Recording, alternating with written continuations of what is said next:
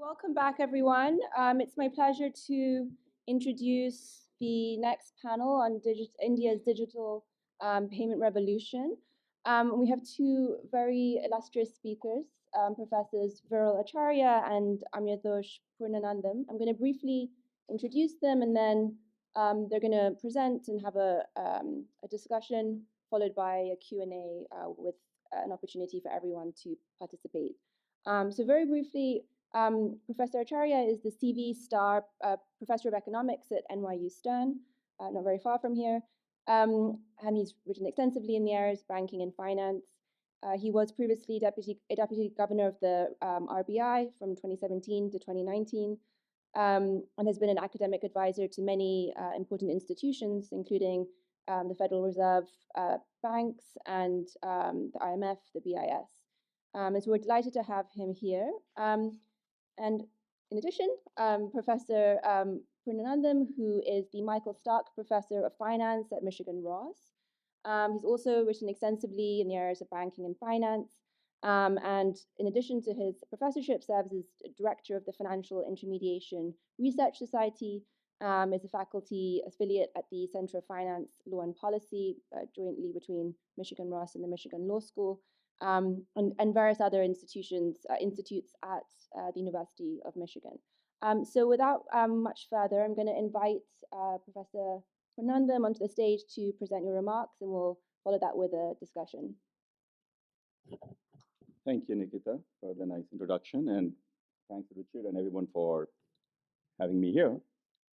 I'll talk a little bit about UPI, digital stack in India, and what it has meant for credit creation, something which we all need, we all want for supporting economic growth. And I'll be talking about some big picture of what's going on in India, some institutional and some details, and then talk a little bit about my some findings from my research on this topic, and then I'll leave it to Viral. Okay, so this is some of my discussion is based on a joint work with a paper with a PhD student, Tamanna Singh Dubey. All right, so this story of digital payments in India, for those of us who are from India, who go to India, should be out there in the open. One of the very visible public infrastructure changes that has happened over the last few years. And there is a combination of three things, just to set the background, just to set the stage here, that we had this massive UID, the identification card program that started in 2010. And then you had a continuation of three policies: identification. In 2014, everybody got a bank account through the Jan Dhan scheme. And then at the same time, you had proliferation of mobile phones and internet. So these three things, that everybody has an ID, everybody has a bank account, and we can do transactions digitally, enabled us to come to a point where in 2016, we launched UPI, which has made the transfer of payments very seamless, interoperable. I mean, you can send money, you can receive money. There are a lot of innovations that have happened around that. And what you see here on my slide is the UPI transaction flow. That is the NPCI. I'm not going to go into the details of that, but just say this much, that the payments are very fast, payments are generally very secure, and it has enabled a lot of folks on a person-to-person transaction. And at the same time, what you see here, a hawker, a fruit seller, it has allowed these folks to cut down a whole lot of transactions cost in doing business. That is, they can accept payment, they can, and from payment, and where I'm going to be headed now, how that has fed into credit creation. This is what I'll be talking about. All right, so just to give you a few pictures and some graphs on what has really happened. So this is a graph of the transaction on one side, the growth from 2016 and all the way when my data stopped in somewhere late in 2023. The amount of transactions, the dollar or rupee volume of transaction, it has been an exponential growth. It has been an exponential growth across different parts of the country, not only in Mumbai's and Delhi's of the world, but in very, very remote parts of the country. finance has reached, everybody has a bank, everybody has a digital bank on the bank. You also have, on the other side of my graph, the number of banks that participated. That I'll come to something a little bit later in a little bit of an academic exercise that how do we establish cause and effect. But some early on, some banks joined the program. They started offering digital payments. And over time, many other banks joined, and by now everybody is there. Okay, and this includes cooperative banks and, of course, all the big banks. Okay. So I'll show you two maps of India. I'll plot some numbers to get a sense of one key message. So this is what you have here is the district level per capita digital payment in India, just pool, just average, just to give you a sense that dark green means there is a whole lot of transaction happening. And what you see here that there is a lot of heterogeneity across the country, as one might expect. But you'll see that there are dark green spots in what I call not only in the Delhi and Mumbai's of the world, but in the heartland of India too. So there are some districts where digital payment has really reached. And in fact, the way I like to show this is side by side these two graphs. So what you see in blue is based on the traditional measures of financial development. So their districts are sorted based on how many bank branches they have per 1,000 people per capita. Dark blue means that is there are tons of banks. And dark green means that digital payment transaction has gone up. You see, this is not one for one. There are areas where the traditional measure of financial development is weak, but you have dark green that digital payment has reached there. So these are the things that in our research, we exploit some of these variations, that where has digital payment really mattered more, okay? Now, when you see that, now let's come to the real issue of credit. Now, how much is India's credit gap is, of course, going to be a little bit, we are talking about an estimate. So depending on who you talk to and how they estimate, these numbers will differ a little bit.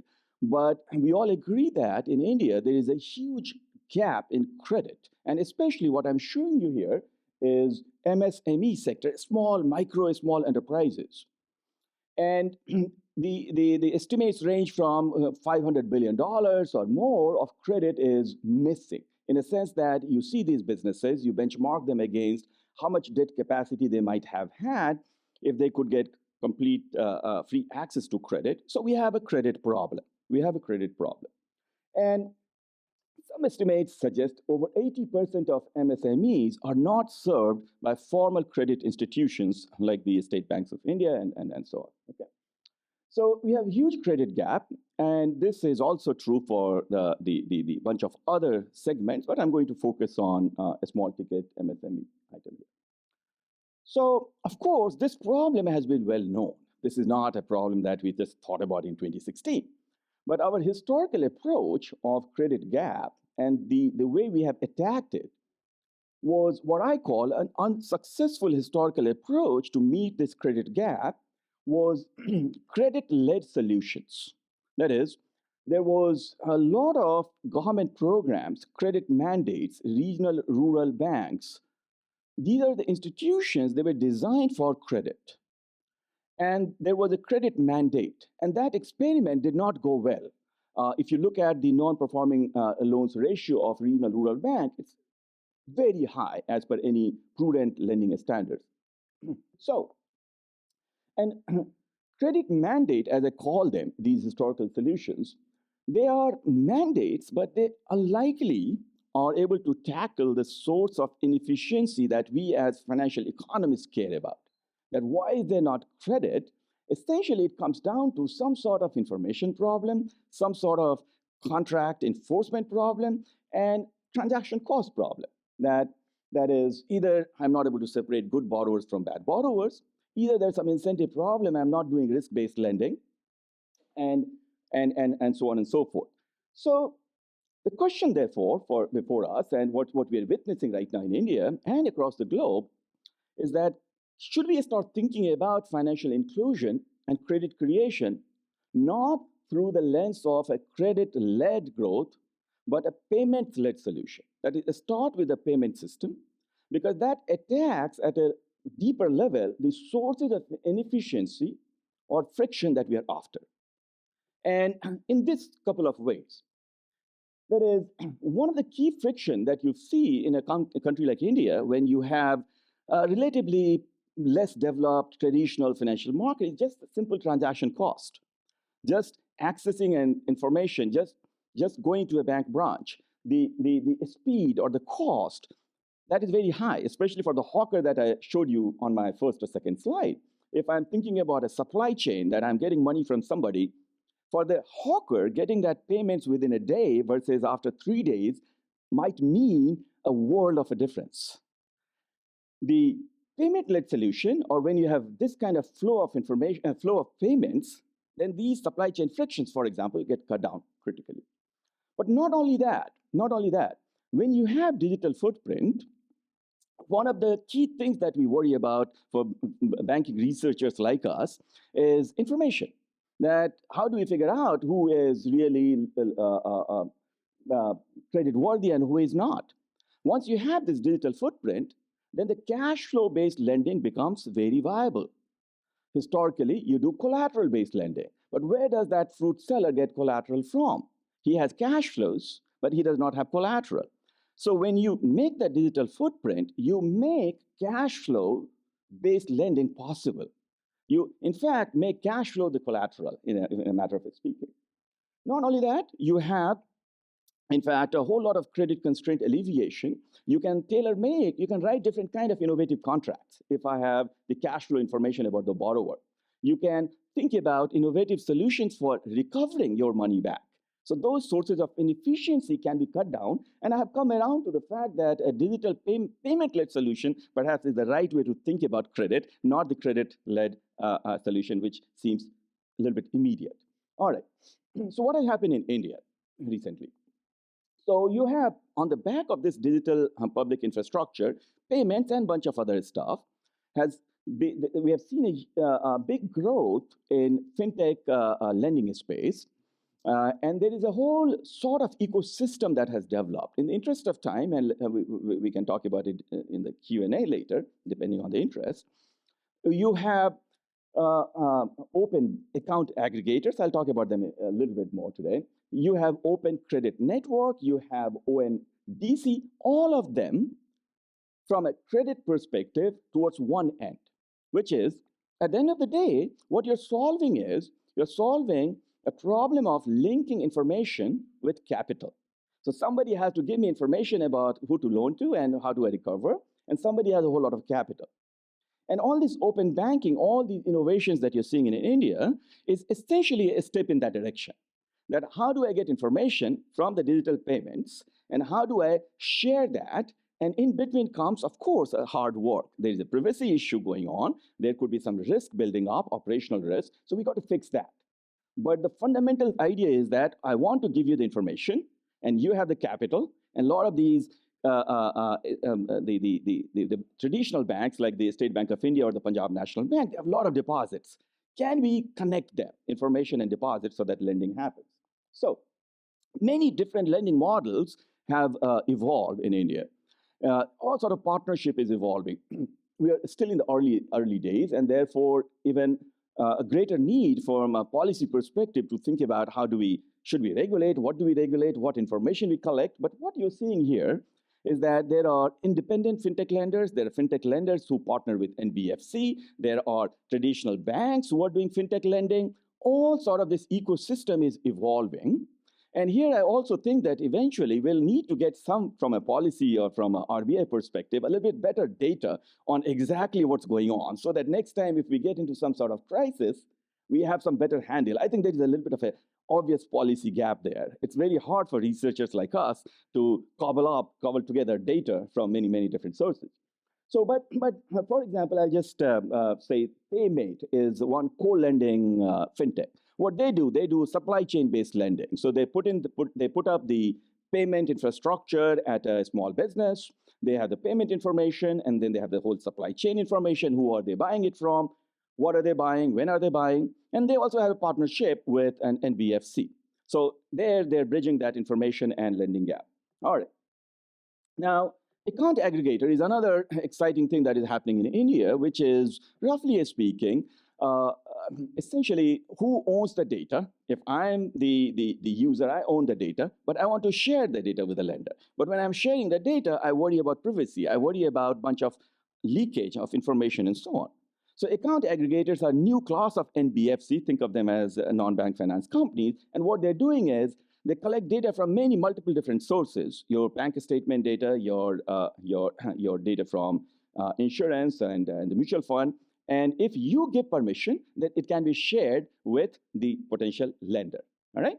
So these are the things that are developing, which and there is a and the big user right now of these use cases here are underwriting personal loans, home loans, auto loans.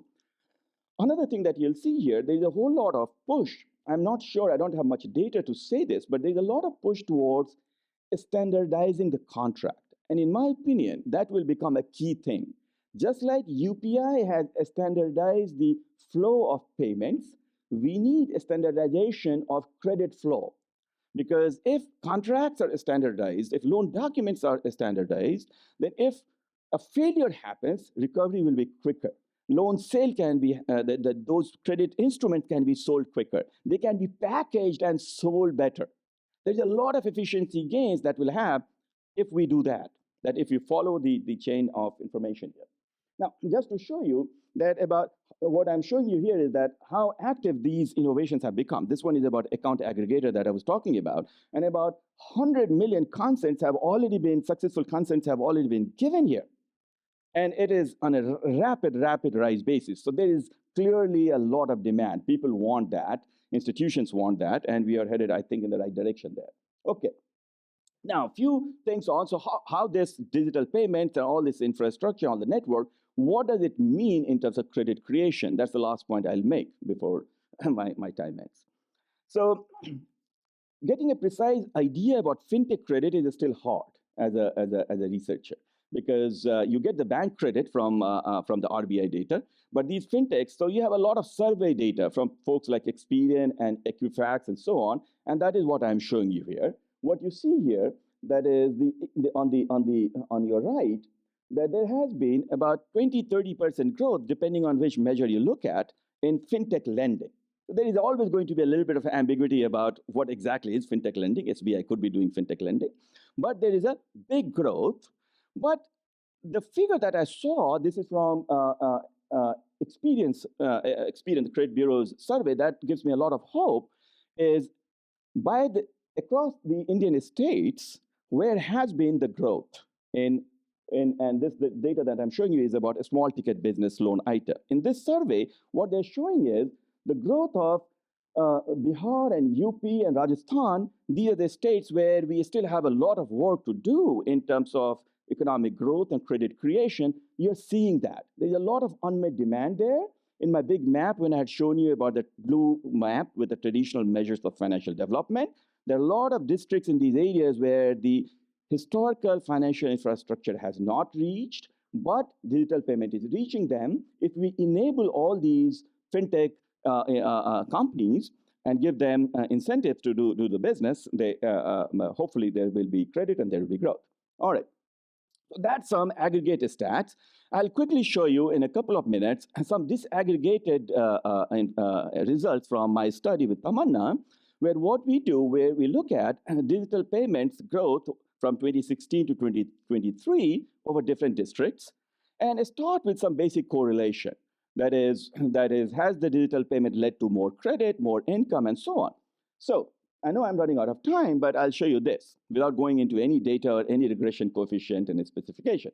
What we find is that in districts where you saw more cashless payment, the household income went up. There was more, second column, more entrepreneurship, more businesses, new small businesses that have been created. And there was more income that the entrepreneurs in those districts had. This is based on survey evidence. If you also look at, there's always a little bit of back and forth with the quality of data and all, but if you look at the RBI's credit, which is the district level credit that comes from the Reserve Bank of India, pretty solid data, you'll see that districts with more digital payment have more credit at the aggregate level in RBI. Okay. obvious point, I'll just take 1 minute, Nikita, if that's, where is she? If 1 minute, is cause and effect. And that's what we live for in academia, that is it purely correlation or causation?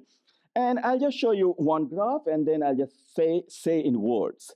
What happened in India historically, that there is a system of lead bank, where if you go to the heartland of India, the lead banks are the dominant bank in that area. That is, forget about Delhi or Mumbai. You think about Jabalpur, think about Satna, small places. This is the map of one Indian state, Madhya Pradesh, and different colors give you that different lead banks in these cluster of districts. In 2016, when UPI was launched, some banks, some lead banks were quick to jump onto onto UPI, and some were not. Specifically, when the demonetization shock happened, some districts, there were some banks that had already started offering UPI, whereas some banks, notably Bank of India, for example, delayed the implementation by a few months. So that created a persistent gap for quite some time because of the network effect of how the payments work across late and early districts. And then we compare these outcomes in late districts and early districts. And then what we show, the final point I'll show you, skip everything, that in the early districts, there was more borrowing that happened. And the borrowing happened more for business purposes, column 2. The entrepreneurs borrowing in the early districts went up. And in column 3, for the marginal borrowers like the hawkers that I was showing you in the first slide, their borrowing went up. Now, all of this that I'm showing you, the borrowing picked up after a couple of years. So here I'm showing you early times post-COVID, because COVID was yet another big shock that happened to the adoption of digital payments. So with that, I'm going to stop here and just say that digital payment-led solution can bridge that. There's a lot of potential here. A lot of exciting things are happening in India. And of course, with that, we'll have to, in terms of what we should be watching out for, we should be collecting good information on where this credit going. What is happening is there's a lot of interconnectedness happening because of the co-lending that I showed you between NBFCs, Fintech, and traditional banks.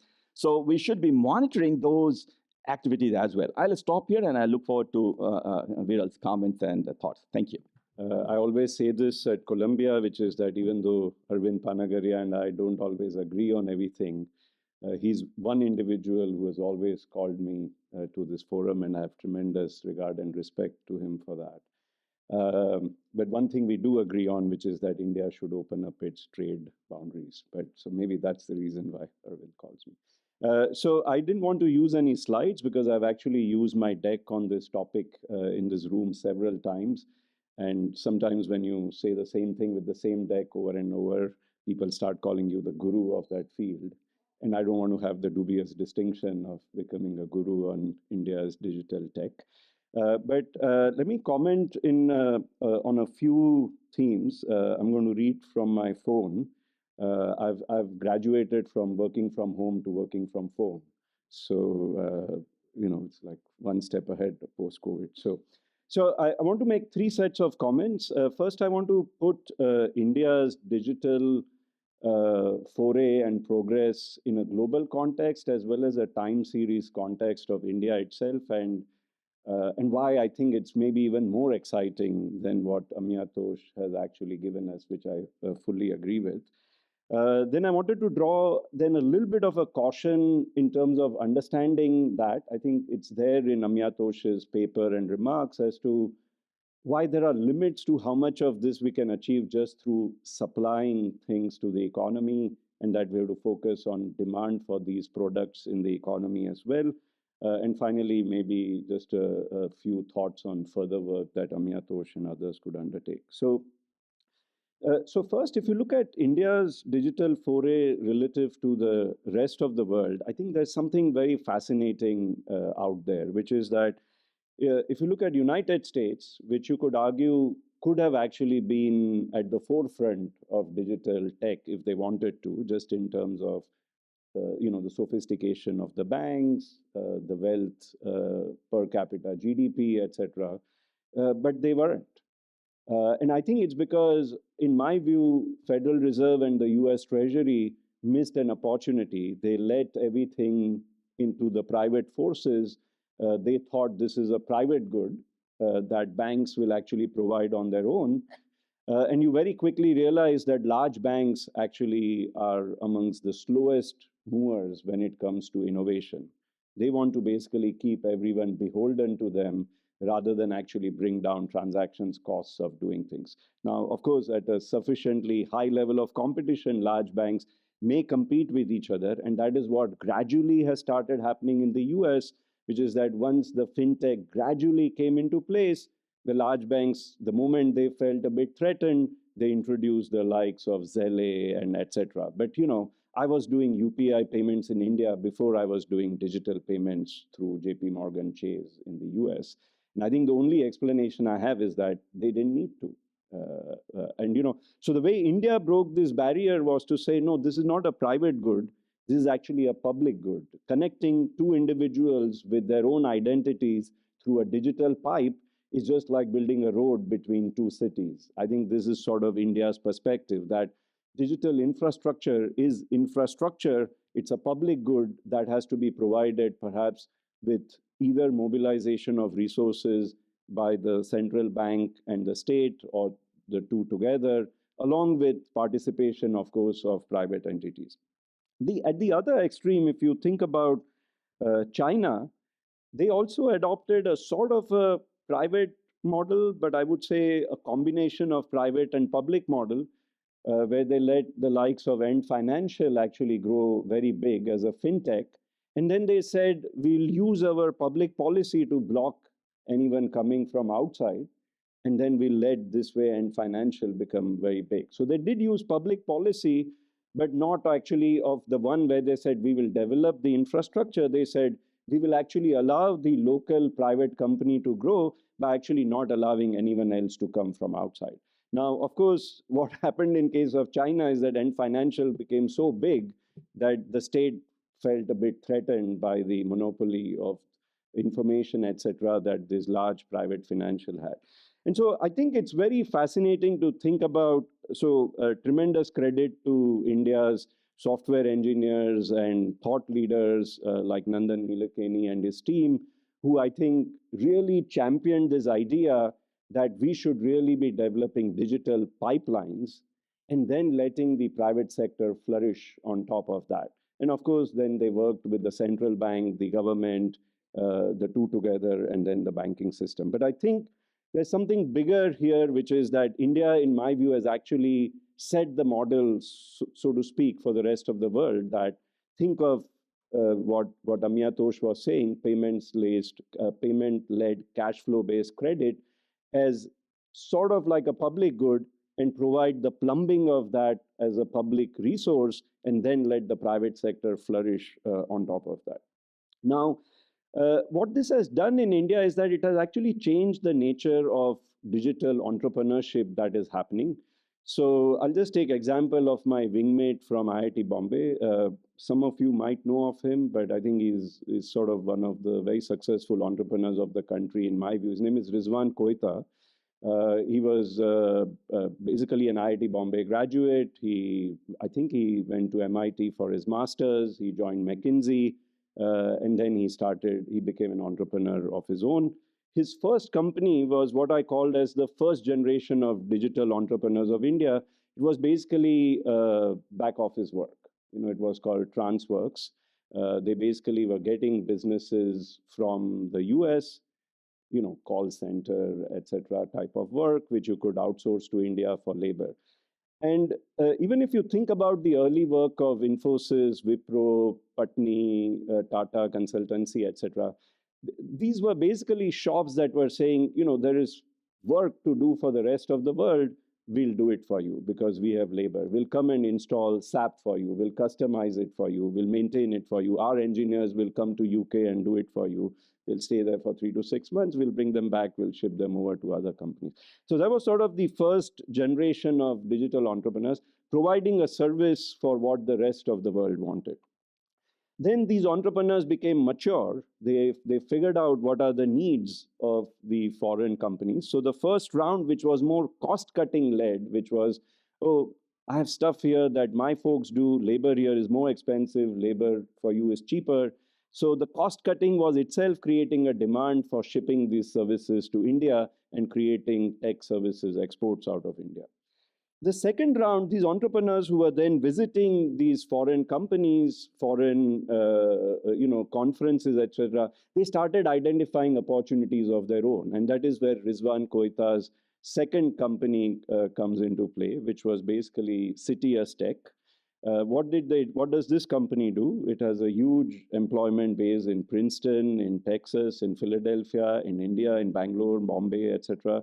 And they essentially provide digitization of medical records and their integration for the largest health companies of the US. So this is Mayo Clinic, GE Health of the world, and so on.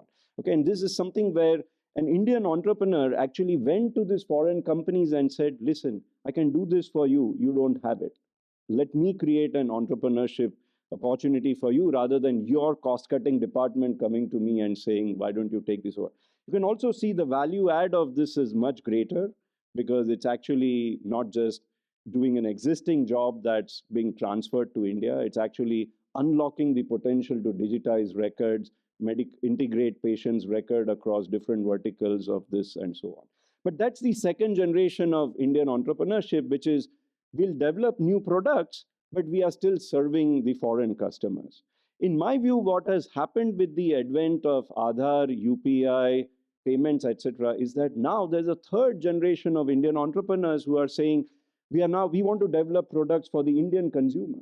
If you look at logistics services in India, which I think is a somewhat of an unsung hero of the last 10 years through development of e-commerce and so on, these are now Indian companies providing Indian solutions to Indian problems. They are serving the Indian consumer and unlocking potential over there.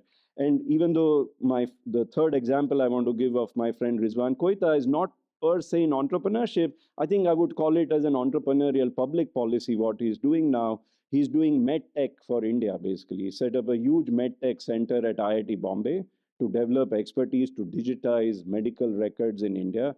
He's on the Hospital Accreditation Board of India. He's the chairman there. And what they are doing is they are trying to now set standards for digitizing Indian hospitals. Now you can see that this is now an evolution of entrepreneurship. Having solved the rest of the world's problems, they are coming back and now saying, how do I solve the problems that Indian hospitals require, that the Indian medical consumer requires? And I think UPI, the fact that everyone is so seamlessly on the broadband, etc., have played a very big role. And of course, I can go on, but I'll just give two more examples of this third generation.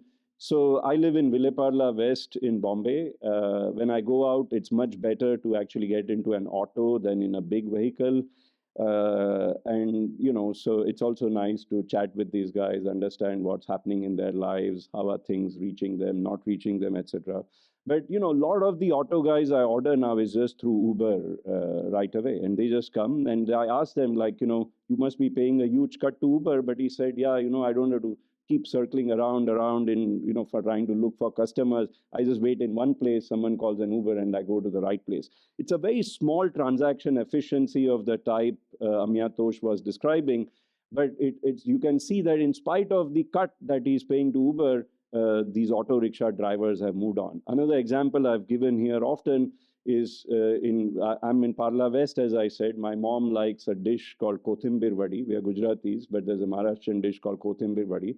There's a place in Parla East called Jeevan, which is like a small hole-in-the-wall restaurant. And I'm sort of, when you live abroad, you always want to do one thing that your parents really like when you go back. So I always go second day of my trip, buy Kothimbir Vadi and give it to her.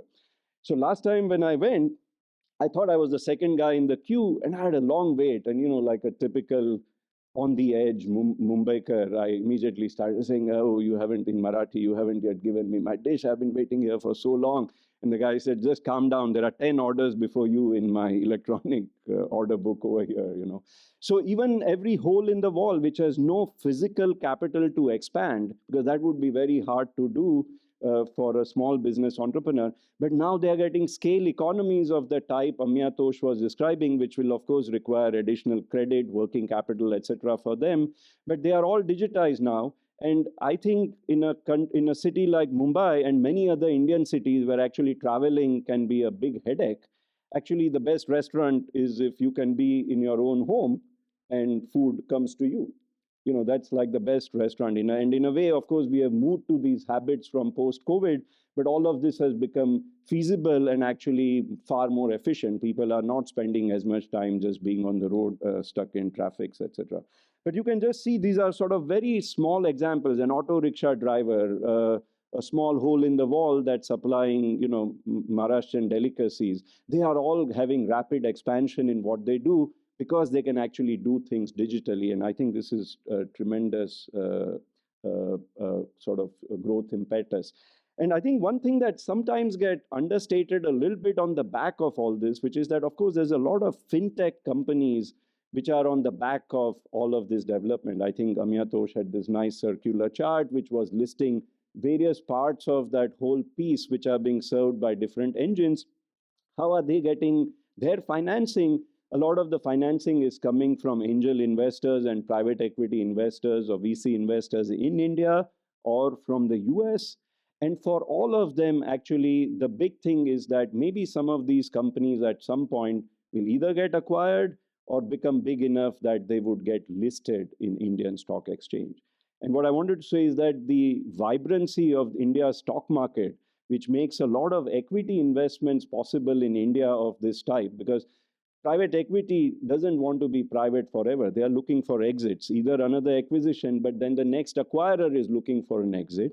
And the fact that India has a relatively, I would say, very transparent at one level, but also very easy to trade equity market. Retail participation is growing very, very fast.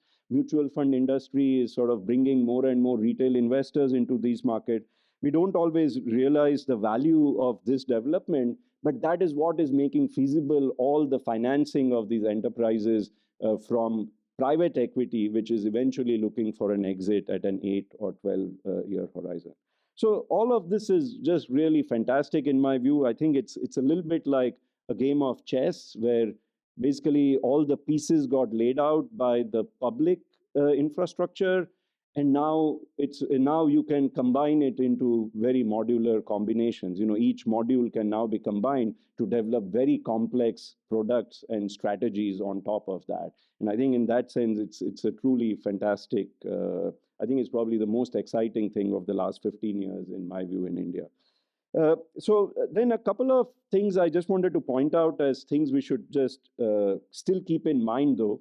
I think Amiyatosh already touched upon this, which is that financial inclusion through supply side basically did not work.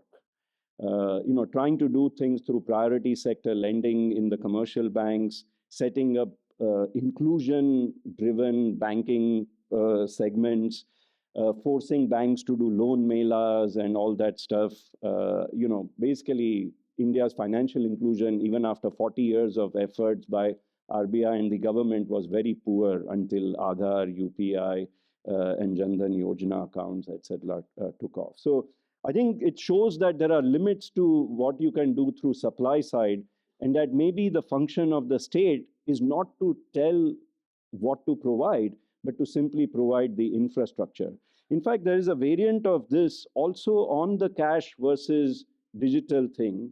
I don't want to get into any sort of political discussion here, but just use it as an example, which is that in some sense, you could argue that demonetization failed because it was an attempt to change the habits of people through a supply side shock. You can't use cash. I want you to use something else. But that's not how, unfortunately, economics works. You have to make it attractive for people to actually not use cash and use something else on their own. In fact, there were so many other attempts afterwards through the Reserve Bank of India, through the government, also even post demonetization, to increase penalties on using cash. And every time we tried something, it failed because people still wanted to use cash. And while there is some pickup in Amiyatosh's work on cashless payments, UPI payments leading to entrepreneurship, right at the beginning, like around 2016-17, the biggest surge actually happens at the time of COVID. And the reason is because COVID forced a change in the habits of people. The auto rickshaw driver, the Maharashtrian savory seller, they all had to now demand digital payments. So that was a demand shock, which ultimately got them over the hump. And I think there's a little bit of lesson there which is that you have to do the right thing, provide the infrastructure, provide the right structural reforms, but you can't always force through a supply side some of these adoptions that are taking place, or at least there is limits to how far you can go just with that. Ultimately, some demand shocks are the ones that ultimately produce the biggest gains out there.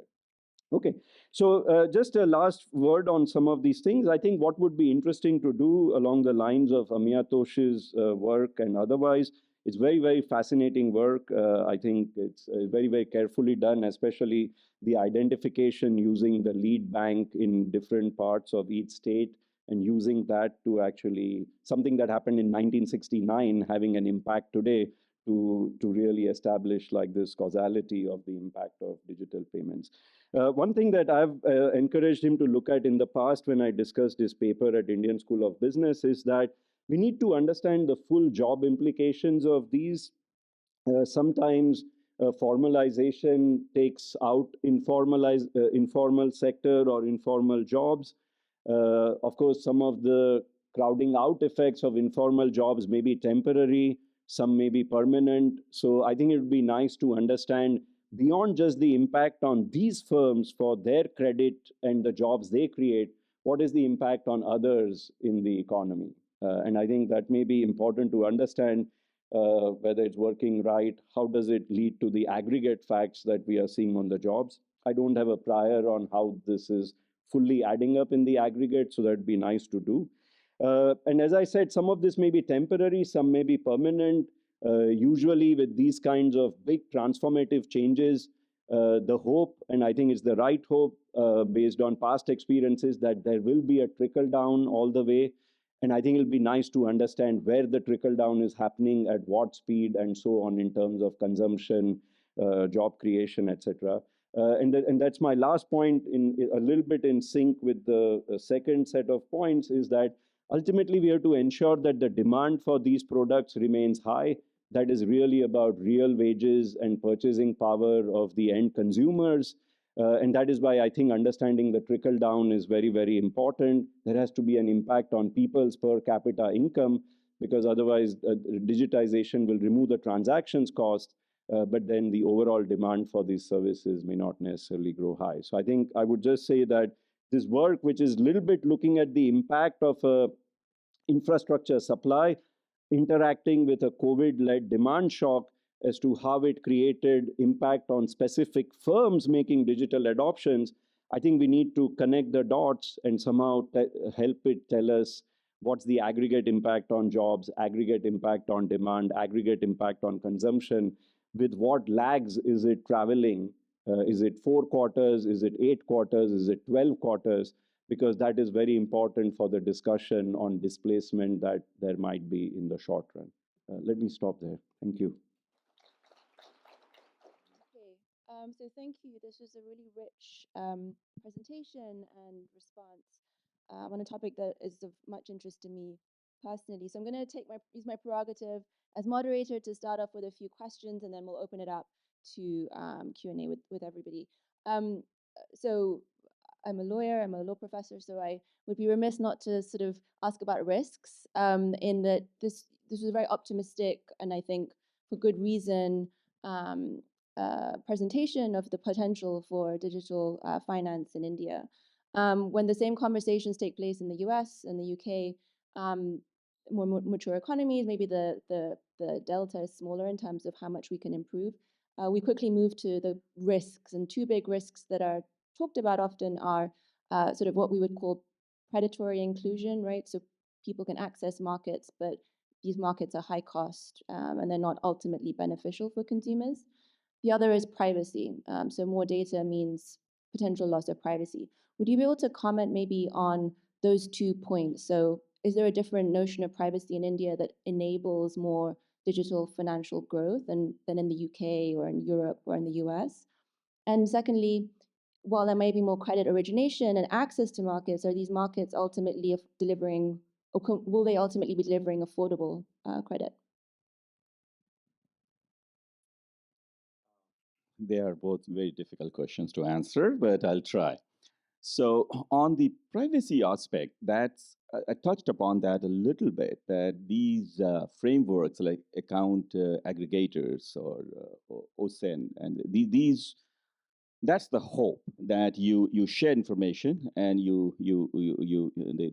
this whole idea about who owns the data, where can it be shared, and how do you protect that. That's been everywhere, right, in the US, in the UK, in India. So we're making some progress on that front through these networks. But you started by asking, is there a risk? Absolutely. The way I will say that, not so much the lawyer's term as a finance guy, is that there are two types of risk we see. One is operational risk, that is risk of not proper paperwork or some cyber security attack and somebody losing tons of money and the trust and confidence in the system going down, right? So I think there has to be a need for example, if you make a payment which is gone to the wrong address, how do you quickly resolve it? These might sound like a small ticket item in isolation, but if it cascades, there's an issue. And the second is a little bit more on the backbone of a banking infrastructure. When you make payments very fast, then during the period of a stress and crisis, you have to start worrying about it a little bit differently. When you're doing, let's say, once or every 3 hours, every 4 hours, when you're doing a transfer, versus, let's say, at every point in time, everybody in this room is selling their payments to everyone. If there is a disruption, and I don't send my money to Viral, the way he will start thinking about what's going on with the health of the financial sector is going to be slightly different. That is more about, I would love to get Viral's thought on that as a regulator, but these are the conjectures. We have not tested that system.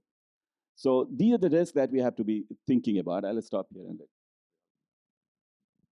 I tend to agree with what Amiyatosh said. Just on privacy, I again think this is where maybe India's model is actually far superior to that of China or the US or those type of models. Because the idea is that the pipes, the digital pipes, are securely developed by an infrastructure utility.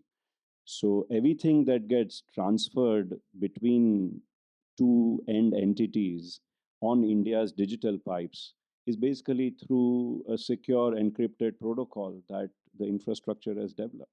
The fact that now few fintechs and other entities are sitting at the two ends building their applications on top of those digital pipes doesn't change that the end transmission of information along the pipes is fully encrypted. So I think it's very clever. Every time I look at the thought and the modularity of developing a backbone and then letting other people flourish on top of that, let the private sector flourish on top of that, it's so good in my view because it lets encryption at least the last mile be held. Now, of course, there's some information that banks individually have about these creditors, and there's always a privacy risk there. But I think the account aggregators, the OCEN that Amiyatosh was mentioning about, Open Credit Enablement Network, where an e-commerce platform can become like a loan service provider on behalf of a bank, etc. Those things are never transferring information over to the other party. They are just using the digital pipes that are created along this thing. So I think it's, as far as I can tell, this is a more secure model. I feel more secure about my data on UPI than with my bank here, frankly. I think there was a second risk, though, that I think Amiyatosh was implicitly touching upon, which I have to think a little bit more, but I just want to put it on the table, which is that all the regulation of banks and credit providers that Reserve Bank of India historically used to do was all based on the notion of an asset-based loan. So think of largest fraudsters of India. I think we all know the names. But what what they had was that they had a lot of physical assets. And it was all about project finance going wrong, valuation of projects going wrong, or as an intentional it going wrong, and then there are some side payments happening, etc. There's some asset and cash flow siphoning happening through the promoters. So the entire fraud control machinery was targeted towards large ticket asset-based loans.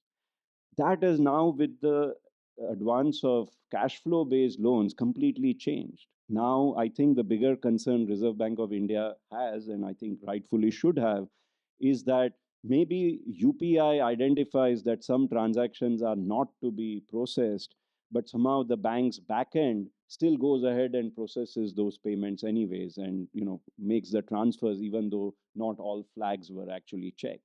And each of these loans will be very small because the retail loans tend to be relatively smaller in size than the large loans, asset based loans on which frauds were happening. So I think there is a little bit of a shift required in the risk management culture of banks, of the Reserve Bank of India's supervision, and the norms that are being put in place, because I think we have to now think about a large number of small ticket transactions going wrong all at once because of some lack of proper integration in the back end of the bank's IT with the UPI and the checks that should be happening there, rather than actually a large loan going rogue to the traditional fraudsters that we had. I think, of course, where I'm going is that the operational hack could be through a cyber hack which figures out that some bank's backend has this weakness, and then they get a large number of transactions processed on a single night basis. The good news is that Reserve Bank of India seems very active. Some people, some fintechs argue even hyperactive, but they are very active on financial stability. They are very concerned about retail loans being a new form of credit that banks are still adjusting to, non-banks are still adjusting to. So I have no reason to think that RBI is not on top of the job on this. Okay. I'm going to ask one more question before opening it up. I'm interested in the market structure implications. So there are large economies of scope and scale to data processing, and here, and historically in the U.S., for example, the credit consumer credit reporting market is highly concentrated. It's concentrated in three big credit reporting agencies, two of which you provided data from. And that sort of market structure started to be replicated through open finance with these data aggregators like Plaid and MasterCard that are also becoming basically dominant in this market. Is there a similar concern or potential for this type of concentration to emerge in India, or is it different because the growth has been more government-led from the start? Look, I mean, when you think about competition in financial information market, it's a very loaded question that how many players will get you to a competitive equilibrium. So it's clearly you don't want one, but whether you have two and whether that suffices to get there is an open question. And when you think about account aggregators, you just apply for a license, that's my understanding, as an NBFC, and you can play in that market. So potentially there is a role for a lot of players to be there, but perhaps the market will end up demanding only two or three or four large players. And so I'll just stop there as a conjecture that I don't know whether it will where it will go. The only thing I'll say that, repeating myself, that maybe two or three players may be good enough. I don't know the answer to that. I think it's a very good question. We actually grappled with it when I was at the Reserve Bank of India. We tried something which has not happened. So let me just explain. So, the traditional lending in India was all through banks. Banks, for a variety of reasons, would get saddled with bad loans on an ongoing basis over the cycle.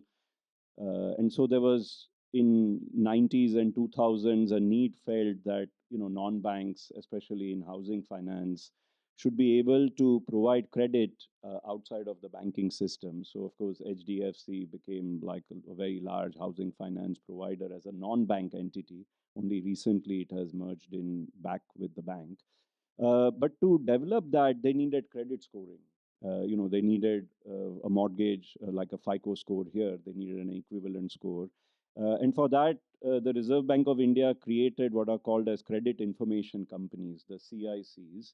And they are enshrined through an act to have a right to access information from the banking system about all credit which is actually being supplied. But of course, they are not then not required to publicly disseminate it. They can analyze it, run an algorithm through it, and create a score. I don't think I remember all the four names, but they are TransUnion Sibyl. TransUnion is, of course, an investor from here. Experian, which was listed on Amiyatosh's sites. Equifax, and maybe it's Criff Highmark, if I remember the name right. I think these are the four ones. And as you can see, they are now a little bit of incumbency. They have the market power. They are the four enshrined through this act, and no one else has been approved since then. We tried to break their oligopoly in this space by wanting a public credit registry, saying that everything that a borrower is getting through a bank, the repayments they are making, or a default that has happened, should be available to not publicly to you and me, but to anyone else who actually wants to provide credit. Let them all run their credit scoring algorithms rather than these four entities having privileged access to it and running the credit scores, etc. And we had a whole plan and everything went through. I don't know exactly why public credit registry hasn't flown since then, but my sense is that these few of these four TransUnion, Experian, Equifax, they've used the commerce or the treasury in the United States to actually put pressure in India for this not to happen. That's my long and short of it. So I think I'm sort of sympathetic to your concern that initially creating these four oligopolists in the scoring business was by design. We now think it should be expanded to many more, but now the incumbency is actually preventing that from happening in the first place. Thank you. We're going to open it up. So start on this side, maybe collect a few questions and then respond. All right. Ruby.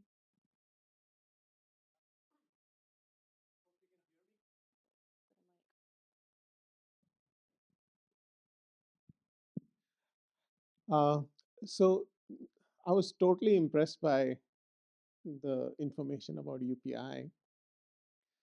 I mean, it's not just the success that you reported, but it just seems such an elegant solution, which is not very common at such scale.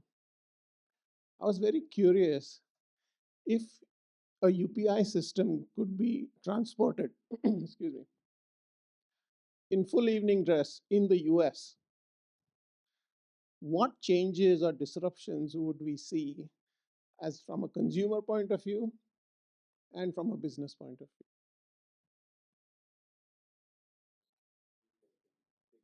Pass and then.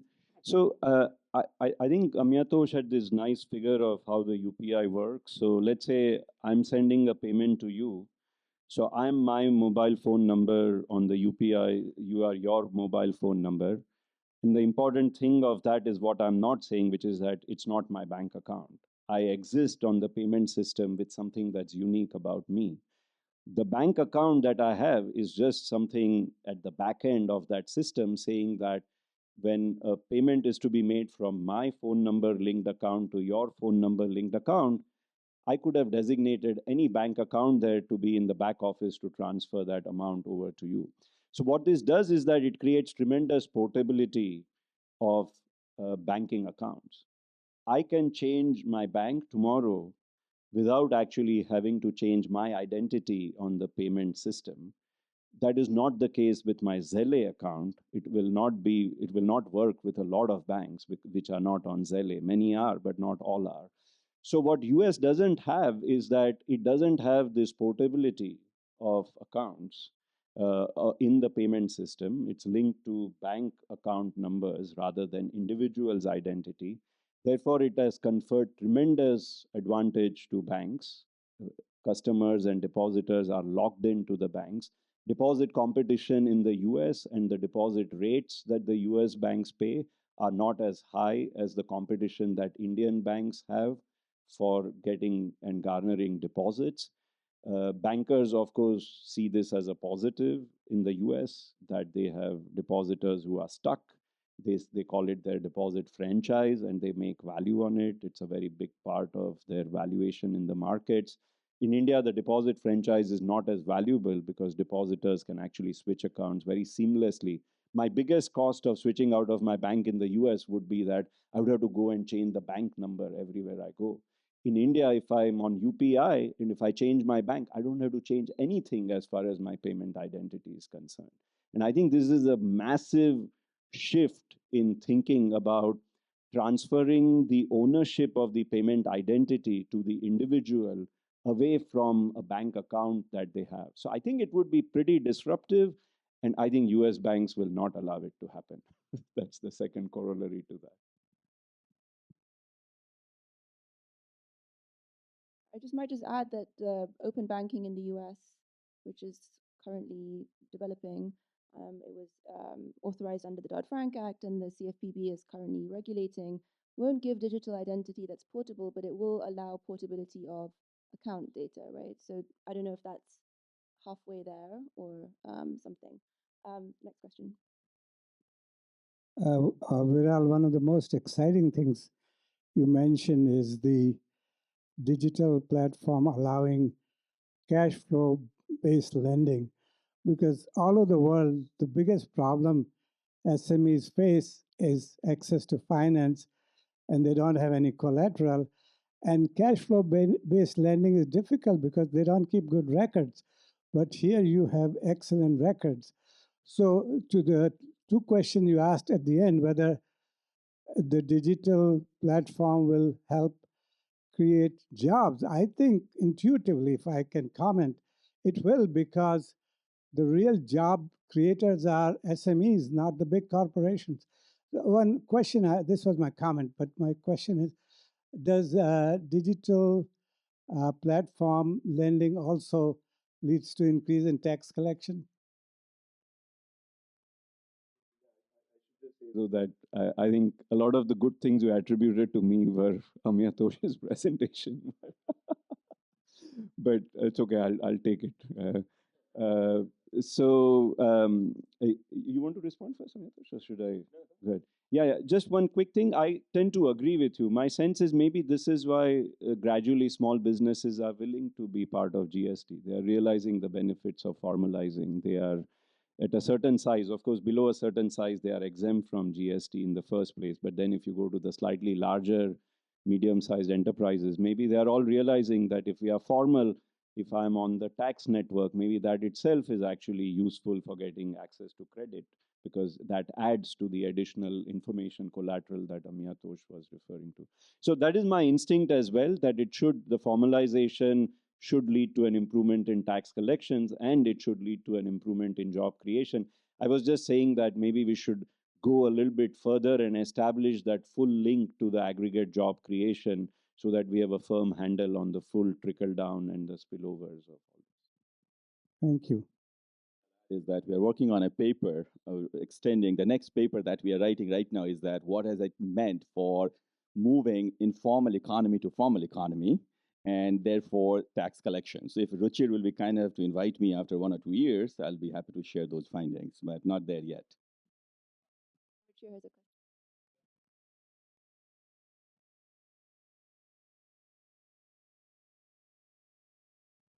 Thank you so much for that wonderful conversation.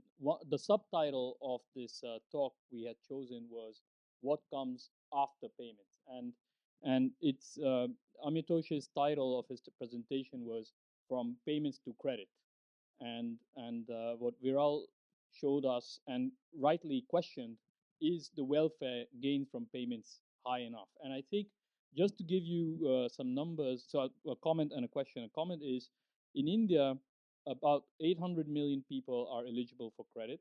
Today, about half of them are still have zero credit. So 50%.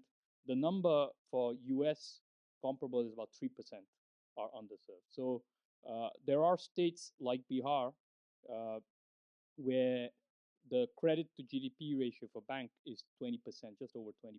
So one of the most incredible, I think the reason why this is such an important conversation is the big welfare gains are yet to come, because once we start having credit, once the fraction of people who have not had access to credit, when your identity who you are does not matter, but basically your economic activity matters.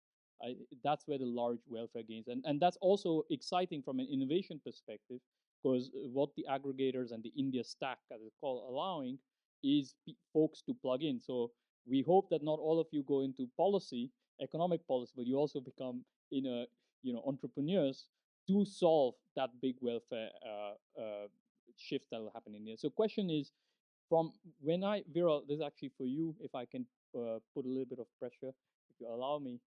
When I've heard you talk about digital finance and about credit, you've often raised concerns about emerging credit risk and the RBI needing to be a bit more conservative, at least on unsecured debt, for example, recently you spoke about. But I wonder if we were to look at it from a macro finance perspective, the welfare gains from increasing the credit access. Are we being too conservative in India at this present moment on because of the scars from the NBFC crisis, because of the scars from the other previous NPA issues that we had? And should we have a bit more tolerance for allowing some losses, but in turn getting huge growth benefits from deepening financial access?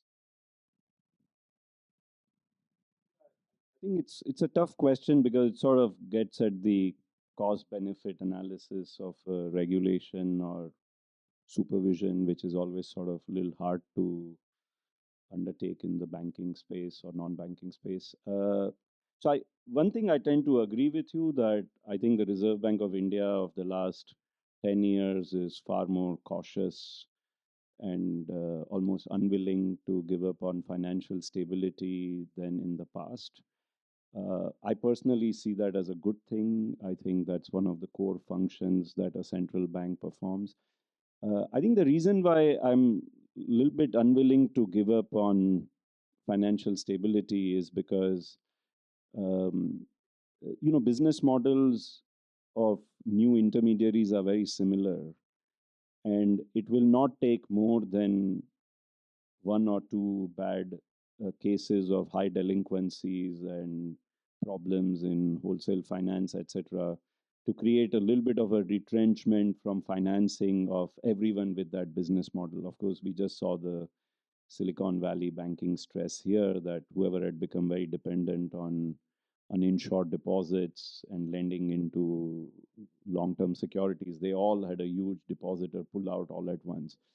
So I think that we are getting a lot of benefits anyways.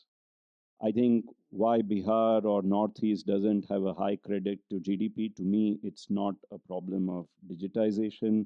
I think that's a problem of their per capita GDP levels. As they rise, if the infrastructure is there, I think their credit to GDP will also rise the way Amiyatosh is finding for a lot of other states. So I feel that we should not give up. At least that's my view, that the benefits are not very high because you could get a retrenchment on all other states if the non-bank credit gets a pullback. We saw that in 2018-19, and or at least that's the reason why I think Reserve Bank of India is very cautious. My sense is it's probably not as cautious as perhaps, let's say, our term was. And I think that's maybe a good sign. Maybe the challenges have changed. But I was actually quite heartened to see that in spite of financial stability hawks like me now having left, actually the Reserve Bank of India has felt that this is a valuable thing to do, just secure the foundations, and then growth will come up on its own. And I think it goes back indirectly a little bit to the point I said, which is that there are limits to the supply side. And I think this is what I'm sort of coming back to, which is that I think this idea that we should boost credit to GDP of Bihar through supply side push, I think it has not worked. And I think that is what gives me the biggest pause. Let the demand for credit come. Then if your infrastructure for supplying credit is good, I think it will automatically start contributing to the growth of Bihar at that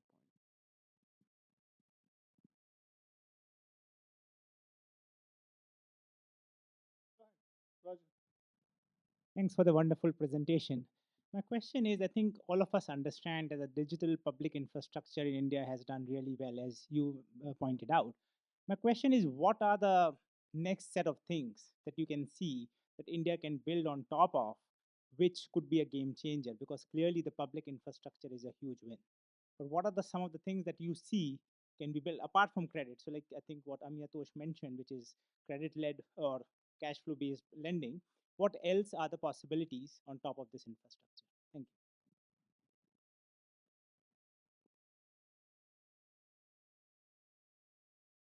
you. I remember when Viral discussed my paper at NBER, he encouraged us to look at what it means for savings. I don't know if you remember, Viral, what it means for for insurance products, a bunch of other financial products. Big picture will be, can we improve risk sharing in the economy? And if you think about two fundamental issues, you asked a big picture question that where are we headed? So credit is, of course, they're all related, but credit is more about matchmaking, intermediation from buyers to borrowers to savers. One, two things I think where we lack, we need to make a lot of progress in India is wholesale, I mean, across the board, a risk sensitive culture of pricing and allocation of capital at a very macro level. And that is, we have a way to go. Okay. That is, it starts from right now. I was talking to somebody. I mean, right now, if you look at RBI's policy, and Viral will correct me if I'm wrong, on many metrics, State Bank of India pays the same premium for deposit insurance that an Allahabad bank pays. So there is a risk insensitivity that is built into the system. Now, this is going beyond the digital payments per se, but to the extent that we can use digital payment to have more savings, more insurance product, more risk sharing in the economy, risk sharing will also give you more risk sensitive pricing. And I'll stop there. Slightly orthogonal to what Amiyatosh said, I think that the medical thing is like, to me, the next big thing. I think it's not about credit. It's about being able to digitize records. It's about improving, as a result of that digitization of records, the provision of healthcare. It's being able to enable people to make medical payments through all these sets of things that have come up. And I think, of course, that ties in with medical insurance, which, of course, is very big thing. Because if you, world over, if you look at the very micro small business failures, they either happen because of the business cycle, which invariably small businesses struggle to survive because they are financially not that well protected, or they happen because of counterparty default, so the working capital doesn't come back, or they happen because of medical problems in the promoter entrepreneurs' families. So for the very micro enterprises, medical shocks, if they are not insured, actually lead to business delinquencies. So I personally think that maybe med tech could be a huge area of growth for India, especially given that there is, again, a national effort to provide the infrastructure, which is to digitize the hospitals. And then once you do that, now the private sector can do things on top of that, because you have provided minimum standards that hospitals must meet to keep records that are digitally available to provide better healthcare solutions. I'm afraid we actually are out of time, with apologies. Thank you so much, Viral and Amyatosh, and thank you all for joining the conversation.